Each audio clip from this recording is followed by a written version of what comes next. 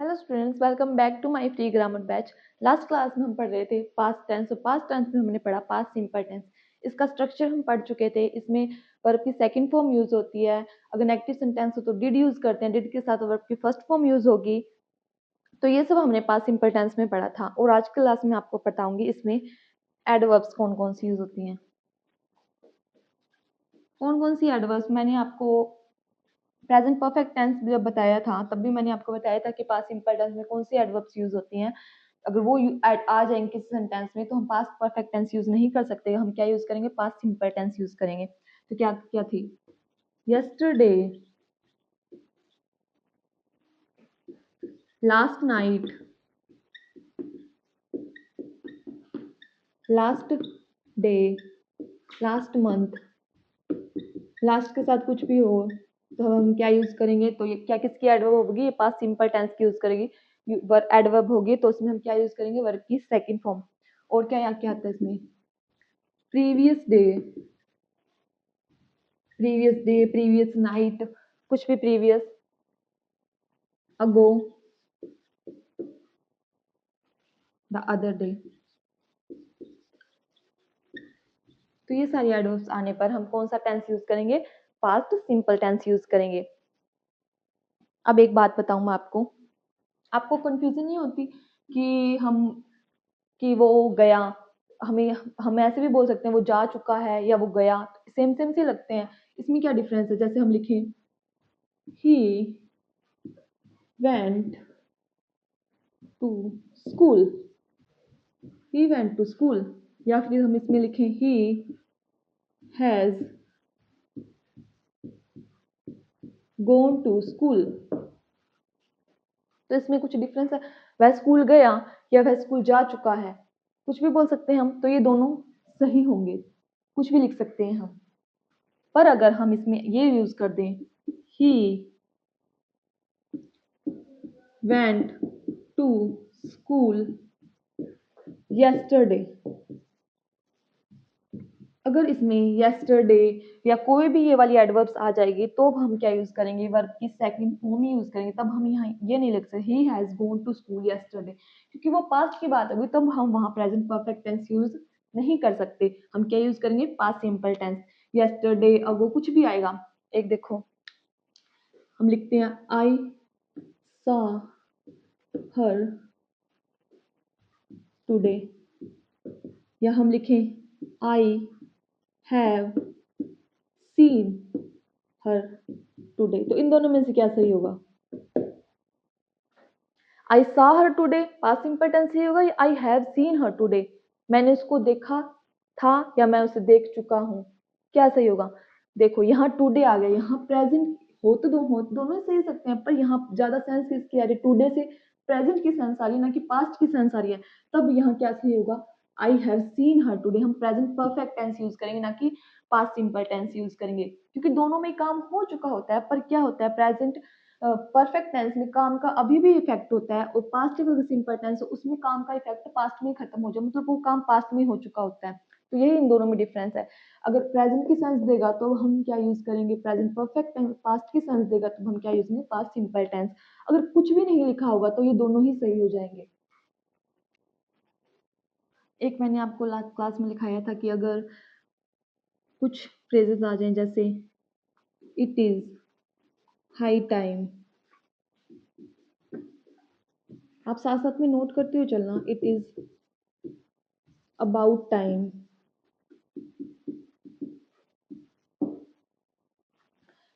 It is time. अगर ऐसा कुछ लिखा जाए, किसी सेंटेंस की स्टार्टिंग इन से हो, तो हम क्या यूज करेंगे? अगले क्लोज में हम यूज करेंगे वर्ब की सेकंड फॉर्म। फॉर एग्जाम्पल हम लिखें it is high time you went your home. तो हमने क्या यूज किया यहाँ पे?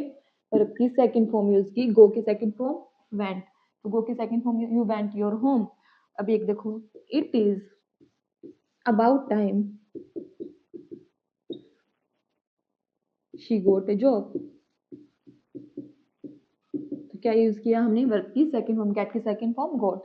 तो अगर इनसे वर्ब की स्टार्टिंग होगी, सेंटेंस की स्टार्टिंग होगी, तब हम वर्ब की सेकंड फॉर्म यूज करेंगे दूसरे क्लोज में। और अगर उसमें हमने पढ़ा था एक वो क्या, it is this is the first time, this is the second time that, अब हम क्या यूज कर सकते हैं, प्रेजेंट परफेक्ट टेंस यूज कर सकते हैं। ये it is time, it is high time से रिलेटेड है, तब हम क्या यूज करेंगे, वर्ब की सेकंड फॉर्म। और अगर देखो इसमें भी इट इज हाई टाइम के बाद कोई क्लोज ना आके टू आ जाए, तब हम क्या यूज करेंगे, वर्ब की second form, to take a short break. ये मैं आपको बता चुकी हूँ वैसे, पर फिर भी आपको बता दूं, it is high time to, यहाँ क्या आया, प्रोनाउन आ रहे थे, यहाँ क्या आया, टू, तो टू के बाद वर्ब की फर्स्ट फॉर्म। अगर कोई क्लोज स्टार्ट हो, प्रोनाउन हो, तो वर्ब की सेकंड फॉर्म, ये ध्यान रखना।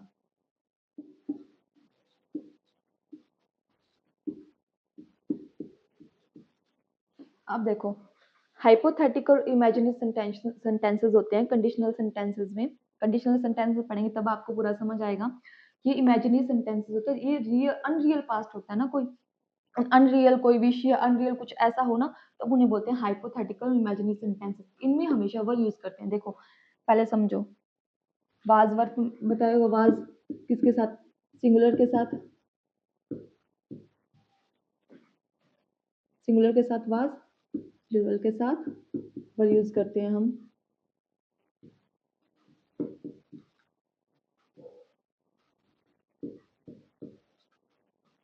तो इनके साथ वाज यूज होता है, उनके साथ प्लूरल और यू के साथ वर, वाज सिंगुलर और आई के साथ वाज यूज होता है, ये रूल होता है। पर हाइपोथेटिकल इमेजिनरी सेंटेंसेस होते हैं, जैसे इफ, इफ वाले सेंटेंसेस होते हैं कंडीशनल हाइपोथेटिकल। इफ आई, तो आई के बाद क्या आता है, वाज लगाते हैं, पर यहाँ क्या लगाएंगे, if I were a bird I would fly. तो यहाँ क्या है, इफ आई वर, मैं हूं नहीं बर्ड, मैं एक मतलब अपनी विश बता रहा हूँ कि अगर मैं एक पक्षी होता तो मैं उड़ता। If I were a bird I would fly. तो क्या यूज किया हमने, वर ना की वाज। अब देखो हम क्या यूज करें, I wish I were a queen. तो आई विश या कुछ ऐसा जो मैं चाह रही हूँ कि मैं हूं, तो उसके लिए क्या यूज करते हैं, आई वर, I wish, I I B.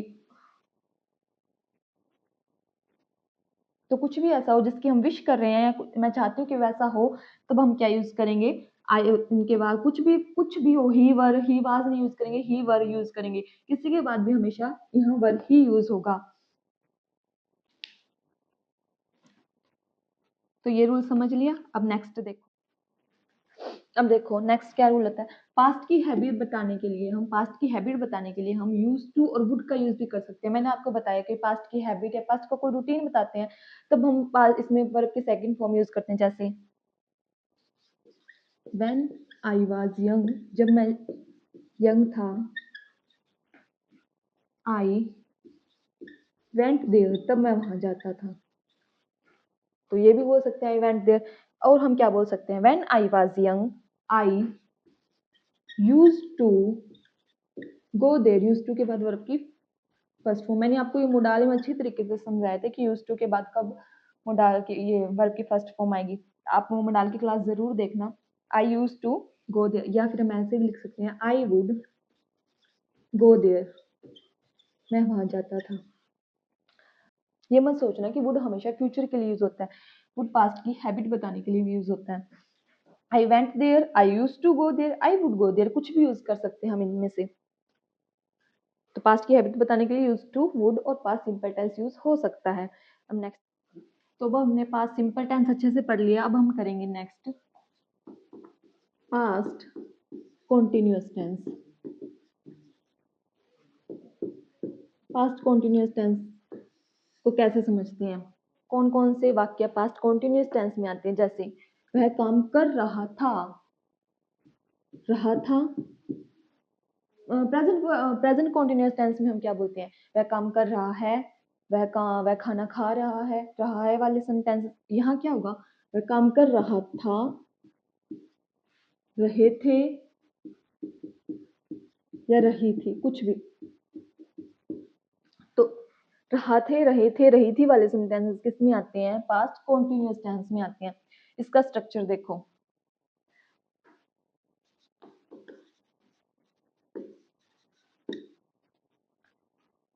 Affirmative sentence है तो क्या होगा? सब्जेक्ट प्लस हेल्पिंग वर्ब, इसमें क्या होगी? Was verb. प्रेजेंट कॉन्टिन्यूअस से ना रिलेट करके याद समझा करो। प्रेजेंट कॉन्टिन्यूअस में क्या होती थी? Is am are. यहाँ क्या होगी? Was verb. वहां क्या यूज होता? वर्ब की फर्स्ट फॉर्म के साथ आईएनजी, यहाँ भी वर्ब की फर्स्ट फॉर्म के साथ आईएनजी, देन कोई भी ऑब्जेक्ट। अब नेगेटिव में सब्जेक्ट प्लस वाज या verb plus note plus verb की फर्स्ट फॉर्म के साथ आईएनजी प्लस ऑब्जेक्ट। इंटेरोगेटिव में कुछ नहीं, बस इनमें हेल्पिंग वर्ब से चेंज होती है, बाकी सेम सेम चलता है सारा कॉन्सेप्ट। हेल्पिंग वर्ब पहले आ जाएगी, was were plus subject, then verb की फर्स्ट फॉर्म के साथ आईएनजी, फिर ऑब्जेक्ट, देन क्वेश्चन मार्क। तो ये स्ट्रक्चर है पास्ट कॉन्टिन्यूअस टेंस का। इसमें क्या है? प्रेजेंट कॉन्टिन्यूअस से आप रिलेट करके देखना, सिर्फ हेल्पिंग वर्ब चेंज है, बाकी सब कुछ सेम है। इस एक एग्जांपल देखो, वह खेल रहा था। he was playing, वह खेल रहा था। he was not playing, he was not playing। interrogative में was he playing। आप इनके आप एक एक वो 5-5 एग्जांपल्स बना के देखना, आपको अपने आप समझ आ जाएगा सारा। अब उसमें एडवर्ब्स मैंने आपको क्या लिखाई थी? At this time, at this moment, now days. इनमें इसमें क्या होगा? इसकी एडवर्ब्स होगी eight that time, at that moment. वहां पे एट दिस टाइम का यहाँ क्या हो जाए? At that moment. वहां लिखते इन दीज डेज, यहाँ लिखेंगे इन दोज डेज, उन दिनों। इन दीज डेज, इन दिनों मैं ये काम कर रहा हूँ। इन दोज डेज, उन दिनों मैं ये काम कर रहा था। In those days. तो ये इसकी एडवर्ब्स हो जाए, at that time, at that moment, in those days. Example देखो, my mother was cooking food at that time. At that time आ गया तो क्या यूज करेंगे? वाज वर्ब के साथ आईएनजी। मेरी मदर उस समय खाना बना रही थी। नेक्स्ट लिखो, I was reading book then. यहाँ एक देन भी लिख लो। वहां क्या लिखा था? नाव। नाव का reverse then, past. I was reading book then, मैं तब बुक किताब पढ़ रहा था। तो ये इसकी सारी एडवर्ब्स हैं। तो मैंने आपको पास्ट प्रेजेंट कॉन्टिन्यूअस टेंस में कुछ एडवर्ब्स लिखाई थी, उसमें मैंने बहुत सारी एडवर्ब्स लिखाई थी आपको। तो वही इसमें रूल है कि उन एडवर्ब्स को हम कॉन्टिन्यूअस टेंस में यूज नहीं कर सकते। मैंने आपको बताया था, ना ही प्रेजेंट कॉन्टिन्यूअस में, ना ही पास्ट कॉन्टिन्यूअस में, ना ही फ्यूचर कॉन्टिन्यूअस में, और ना ही किसी परफेक्ट कॉन्टिन्यूअस टेंस में हम यूज कर सकते। और इसी तरीके से हम इन सारी वर्ब्स को इन पास्ट कॉन्टिन्यूअस टेंस में भी यूज नहीं कर सकते। मैं आपको एक बार फिर से थोड़ा थोड़ा समझा दूं। जैसे मैंने बताया था कि हैव की अगर पोजेशन की सेंस देगा तब हम इसको हैविंग नहीं बना सकते। मतलब हम नहीं लिख सकते कि I am having a car, हम नहीं लिख सकते। यहाँ पोजेशन टाइम हम क्या बोलेंगे इसे करेक्ट करके? आई हैव अ कार बोलना सही होगा। अगर मैं इसी तरीके से बोल दूं कि आई, पास्ट में बात कर रहे हैं, आई वाज हैविंग लंच, इसका क्या मतलब है? मैंने बताया था कि हैव टेक की भी सेंस देता है, हैव ईट की सेंस देता है, हैव एक्सपीरियंस की सेंस देता है। अगर इनकी सेंस देगा तब हम हैव को हैविंग बना सकते हैं, नहीं तो हम हैव को हैविंग नहीं बना सकते। नहीं बना सकते मतलब उसको कॉन्टिन्यूअस टेंस में हम यूज नहीं कर सकते, मतलब वाज वर्ब के साथ आईएनजी हम नहीं लगा सकते। अब ऐसे ही नो को समझो। अगर नो को हम ऐसे लिख दें, ही वाज नोइंग हर, तो यहाँ क्या नोइंग यूज कर दिया हमने, किसके साथ? पास्ट कॉन्टिन्यूअस के साथ। तो ये क्या है? गलत। और यहाँ नोइंग, नो एज अ जानने के सेंस में ही यूज हुआ है। नो मतलब जानना। अगर हम इसे ऐसे लिख दें,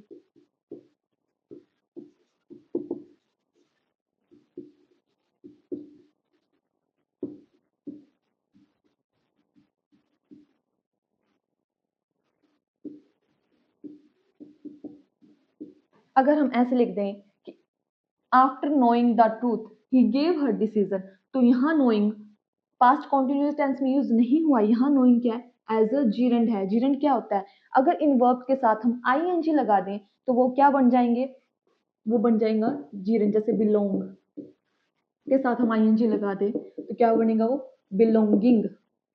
बिलोंगिंग का मतलब क्या होता है, समान। और बिलोंग मतलब क्या होता है, किसी से रिलेट करना। तो बिलोंगिंग अलग बन जाता है। बिलोंगिंग मतलब कोई समान, नाउन बन जाता है। जीरेंड बराबर नाउन। तो ये सारी वर्ब्स जीरेंड के रूप में तो यूज हो सकती है, पर कहाँ नहीं यूज हो सकती, जब ये किसी कॉन्टिन्यूअस टेंस में हो। जैसे ही वाज नोइंग यहाँ कॉन्टिन्यूअस टेंस में है तो यहाँ नहीं यूज होगा। आफ्टर अब कॉन्टिन्यूअस टेंस में यूज होगी पर वो उसका रियल सेंस ना हो। जैसे आई वाज हैविंग लंच, तो यहाँ क्या है, हैव पोजेशन। वैसे हैव का मतलब पोजेशन शो करना, पर यहाँ हैव का मतलब पोजेशन शो करना नहीं है। तो यहाँ आई वाज हैविंग लंच सही है।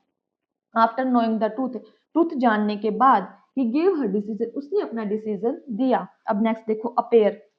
अब देखो अपेयर का मतलब कहता है प्रतीत होना। अगर अपेयर प्रतीत होने के सेंस में आएगा किसी पास्ट किसी कॉन्टिन्यूअस टेंस में, तब हम अपेयर को अपेयरिंग नहीं बना सकते। अपेयरिंग गलत होगा। अगर अपेयरिंग जीरेंड के सेंस में होगा तब सही होगा। अगर अपेयरिंग कॉन्टिन्यूअस टेंस में होगा, मतलब किसी हेल्पिंग वर्ब के साथ आईएनजी होगा, तब गलत होगा। फॉर एग्जांपल देखो, it was appearing to me that he made a mistake, तो क्या यूज हुआ यहाँ पे,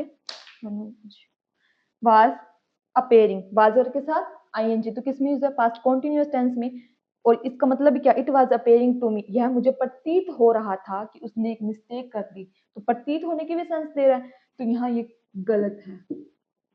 अब नेक्स्ट में देखो, the stars was appearing in the sky, stars आसमान में दिख रहे थे, आ रहे थे। तभी यहाँ क्या होगा, ये सही होगा, क्योंकि यहाँ पे अपेयर प्रतीत होने के सेंस नहीं दे रहा। स्टार्स आसमान में दिख रहे थे या प्रकट हो रहे थे, वहां ये इसकी सेंस दे रहा, तब ये सही होगा। अब नेक्स्ट देखो, he was appearing in the exam, तो यहाँ भी कॉन्टिन्यूअस टेंस में यूज हुआ है, पर यहाँ प्रतीत होने के सेंस नहीं है। क्या है, वह उसने एग्जाम में पार्टिसिपेट किया, या वह एग्जाम में उसने पार्टिसिपेट किया, या वह एग्जाम में आ रहा था, इसके लिए यूज हुआ है। तब भी ये सही है। प्रतीत होने की सेंस होगी तब अपेयरिंग गलत होगा। अगर जीरन होगा, अपेयरिंग से कोई सेंटेंस स्टार्ट हो रहा है, जीरन के रूप में होगा, तब अपेयरिंग सही होगा। नेक्स्ट देखो, वर्ड होता है हेयर। हेयर मतलब क्या होता है, सुनना। अगर हेयर सुनने के सेंस में पास्ट कॉन्टिन्यूअस टेंस में यूज होगा, जैसे he was hearing music, तब ये गलत होगा, क्योंकि वह म्यूजिक सुन रहा था, इसका सेंस भी सुनना निकल रहा है। पर अगर हेयरिंग बने, इसका क्या मतलब होता है, सुनवाई। फॉर एग्जाम्पल, द जज वाज हेयरिंग अ केस, तो यहाँ क्या, जज ने केस की सुनवाई की। यहाँ हेयर सुनने के सेंस में नहीं है, यहाँ हेयर क्या है, सुनवाई के सेंस में है। अगर सुनने के सेंस में हेयर को हेयर आईएनजी बना देंगे तो ये गलत हो जाएगा। ये सारी वर्ब्स देखो, इनका क्या है, ये स्टेटिव वर्ब्स है, मतलब इनमें कोई एक्शंस नहीं हो रहा, कोई मतलब कुछ एक्शन नहीं है, कोई क्रिया नहीं है, तब इन वर्ब को आईएनजी में कन्वर्ट नहीं कर सकते, क्योंकि एक एक क्या बोलते हैं उसको, परसेप्शन है, कोई आप हमारी सेंस है, कुछ ऐसा बिलीव को हम देख सकते हैं ना, कुछ कर सकते। अंडरस्टैंड भी कोई एक्शन नहीं है, रिमेंबर कोई एक्शन नहीं है, लाइक कोई एक्शन नहीं है, हेट लव, इसमें विश, इन सबको क्यों आईएनजी में कन्वर्ट नहीं कर सकते, क्योंकि इनमें कोई एक्शंस नहीं होते, इसलिए हम इनको आईएनजी में कन्वर्ट नहीं कर सकते। आईएनजी में कन्वर्ट करना मतलब कोई एक्शन होना, जैसे द जज वाज हेयरिंग अ केस, सुनवाई करना, हेयरिंग सुनना, इसमें कोई एक्शंस नहीं है। इसमें हम क्या लिख सकते हैं, ही वाज लिसनिंग म्यूजिक, इसको हम लिख सकते हैं, हेयरिंग की जगह हम लिसनिंग लिख सकते हैं। अब नेक्स्ट देखो, क्या था, लाइक, तो हमें ऐसे नहीं लिख, आई वाज लाइकिंग हर, ये नहीं लिख सकते, लिखना गलत होगा। हम क्या बोलते हैं, आई लाइक्ड हर, ये लिख सकते हैं हम। अगर हम इस लाइक को लाइकिंग में कन्वर्ट करें, जैसे ही जिरंड होगा as he had a liking for sweets, he had a liking for sweets. यहाँ क्या लाइकिंग किस लिए किस तरीके से यूज हुआ है, यहाँ लाइकिंग जिरंड के रूप में हुआ। जिरंड मतलब नाउन, नाउन की पहचान कैसे होती है, यहाँ इसके पहले ए एंड द कुछ भी यूज होगा तो ये क्या है, यहाँ एज अ नाउन यूज है, एज अ जिरंड यूज हुआ है। तो यहाँ लाइकिंग सही है क्योंकि यहाँ कंटिन्यूअस टेंस में लाइकिंग यूज नहीं हुआ। He had liking for sweets, उसे स्वीट्स पसंद है, पसंद थे। इसमें मैंने आपको अभी बताया कि बिलोंग को बिलोंगिंग अगर कन्वर्ट करते हैं तो क्या मतलब होता है, समान। समान मतलब कोई जिरंड है, नाउन है। अब ऐसे नहीं लिख सकते हम he was belonging to me, ये गलत होगा, हम ऐसा नहीं लिख सकते। He belong to me, he belong to me हम बोल सकते हैं। अब देखो हम लिखें ऑल हिज बिलोंगिंग्स, ये गलत है। All his belongings were stolen, उसके सारा जो बिलोंगिंग मतलब क्या, यहाँ बिलोंगिंग क्या यूज हुआ है, यहाँ belonging as a gerund use हुआ है, एज अ नाउन यूज हुआ है। All his belongings were stolen, उसका सारा सामान चोरी हो चुका था। तो यहाँ बिलोंगिंग सही होगा, यहाँ बिलोंगिंग होगा गलत क्योंकि यहाँ कॉन्टिन्यूस टेंस में यूज हुआ बिलोंगिंग। हम नेक्स्ट देखो हम बोलते हैं some people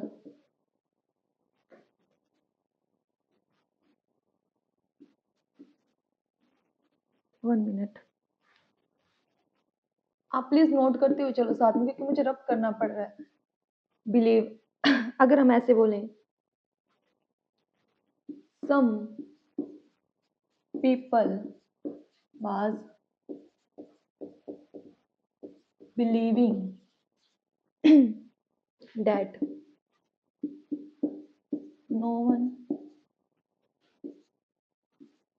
accepted their his mistake।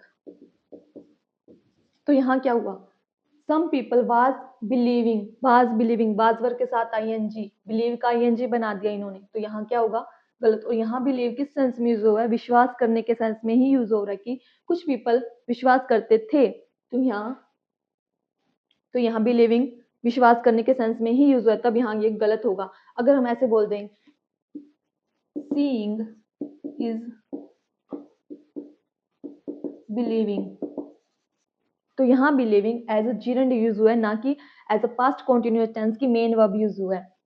Seeing is believing, जो देखा जाता है वही विश्वास किया जाता है। सीइंग को भी आईएनजी में कन्वर्ट नहीं कर सकते, पर यहाँ भी सीइंग आईएनजी में कन्वर्ट है, तो यहाँ भी एज अ जिरंड है, ना कि मेन वर्ब है। तो ये क्या है, ये हेल्पिंग वर्ब है, helping verb as a main verb है। यहाँ ये नॉन एक्शन सेंटेंस है, ये किसी एक्शन सेंटेंस की मेन वर्ब नहीं है, ये नॉन एक्शन सेंटेंस की मेन वर्ब है। मैंने आपको बताया था इज हमारे नॉन एक्शन सेंटेंस में भी यूज होते हैं, ये दोनों जीरंड है यहाँ पे। अब अंडरस्टैंड देखो, he was understanding my mistakes, तो यहाँ पास्ट कॉन्टिन्यूस टेंस में यूज हो गए, यहाँ अंडरस्टैंडिंग सेंस भी किसी से वह मुझे समझ रहा था, तो यहाँ ये बोलना गलत होगा। हम ऐसे बोल सकते हैं his understanding toward me towards me is worth for me, तो यहाँ अंडरस्टैंडिंग क्या यूज हुआ है, यहाँ understanding as a gerund use हुआ है। हिज अंडरस्टैंडिंग के पहले क्या यूज हुआ है, पजेसिव प्रोनाउन यूज हुआ है। पजेसिव प्रोनाउन किसी नाउन के पहले ही यूज होता है, तो क्या हिज अंडरस्टैंडिंग, यहाँ अंडरस्टैंडिंग क्या है, यहाँ understanding as a pronoun noun है। अब ऐसे लाइक को आई एम लाइकिंग इट नहीं बोल सकते, हम आई लाइक इट बोल सकते हैं। तो इसी तरीके से हम लाइक को भी इसमें यूज नहीं कर सकते। इसी रिमेंबर को भी हम आईएनजी में कन्वर्ट नहीं कर सकते। यू वाज रिमेंबरिंग नहीं बोल सकते कि तुम्हें याद किया जा रहा था, नहीं बोल सकते। रिमेंबरिंग को भी और लाइक को भी इस तरीके से यूज हम नहीं कर सकते। तो आज क्लास में इतना ही, आप इन सभी वर्ब्स को लिख लेना। आई होप मैंने आपको अच्छे से समझा दी होगी सारी वर्ब्स। अब मिलते हैं हम नेक्स्ट क्लास में।